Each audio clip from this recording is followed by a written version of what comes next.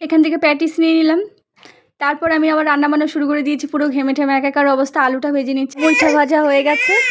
সয়াবিনটা সিদ্ধ করে তারপরে ভালো করে ধুয়ে আদা জিরে একটু বেসন তো এইসব দিয়ে মুইঠাটা ভালো করে আমি ভেজে নিয়েছি। তারপর আমি আলুটা ভেজে নিচ্ছি, আর মাংসটা আমার ঘাড়ের উপর কীভাবে ঝুলছে দেখতে পাচ্ছ।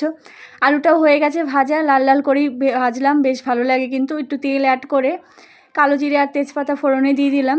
এবার আমি বাটা মশলাটাও দিয়ে দিচ্ছি, এবার ভালো করে কষিয়ে নেব। হলুদটা তো আমি অ্যাড করেছি আগেই, এখন আমি লবণটা দিয়ে দিলাম পরিমাণ মতো। আর এদিকে দেখো মশলার গা থেকে তেল ছেড়ে দিয়েছে, এখন আমি হালকা পরিমাণে একটু চিনি অ্যাড করলাম। ভেজে রাখা আলুটা দিয়ে এবার ভালো করে মশলার সঙ্গে একটু নাড়িয়ে চাড়িয়ে একটু মিলিয়ে নিব। এবার পরিমাণ মতো ঝোলটা দিয়ে দিলাম, এবার ঢাকা চাপা দিয়ে দেবো। এখন আমি চলে এলাম চাল কুমড়ো পাতা নিতে, যেহেতু পান্তা ভাত আছে, পান্তা ভাত দিয়ে চাল কুমড়ো পাতার বড়া বানিয়ে বাস একদম জমে যাবে পুরো। পাতাগুলো খসখসে একটু ঘষে নিচ্ছি, এবার 2-3 বার পাতাগুলোকে ভালো করে ধুয়ে নেব। ব্যাটারটা রেডি করে রেখেছিলাম, পাতাগুলো ডুবিয়ে ডুবিয়ে। এবার তেল গরম হয়ে গেছে, দিয়ে দিলাম আমি একে একে।